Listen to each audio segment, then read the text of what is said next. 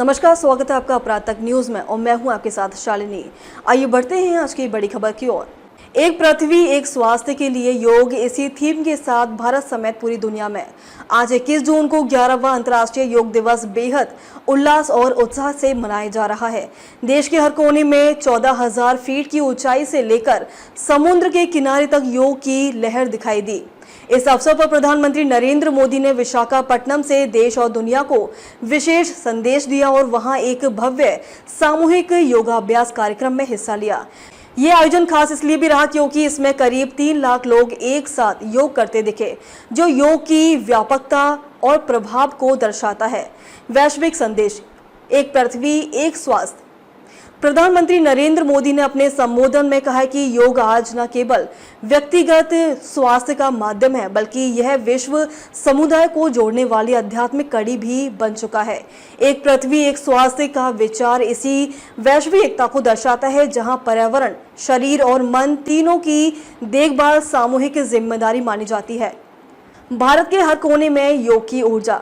भारत के अलग अलग राज्यों में सुबह से ही लोगों ने सामूहिक योग कार्यक्रमों में भाग लिया।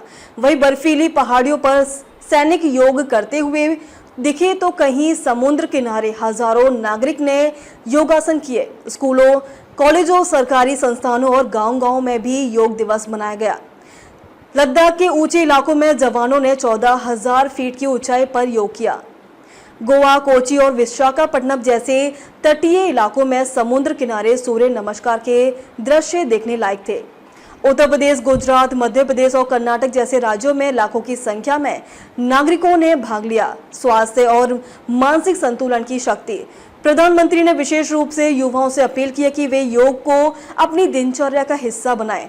उन्होंने कहा कि तनाव, अनिद्रा, चिंता और जीवन की भागदौड़ में योग एक आंतरिक स्थिरता प्रदान करता है। वही योग विशेषताओं का मानना है कि कोरोना महामारी के बाद लोगों की मानसिक और शारीरिक स्वास्थ्य के प्रति समझ में बड़ा बदलाव आया है और योग ने इसे संक्रमण काल में बड़ी भूमिका निभाई है। अंतर्राष्ट्रीय सहयोग, भारत के प्रयासों से अब अंतर्राष्ट्रीय योग दिवस सिर्फ एक देश का उत्सव नहीं रहा, बल्कि 140 से अधिक देशों में भारतीय दूतावास और सांस्कृतिक संगठनों द्वारा इसे मनाया जा रहा है। यूरोप, अमेरिका, एशिया और अफ्रीकी देशों में भी योग कार्यक्रम आयोजित किए गए।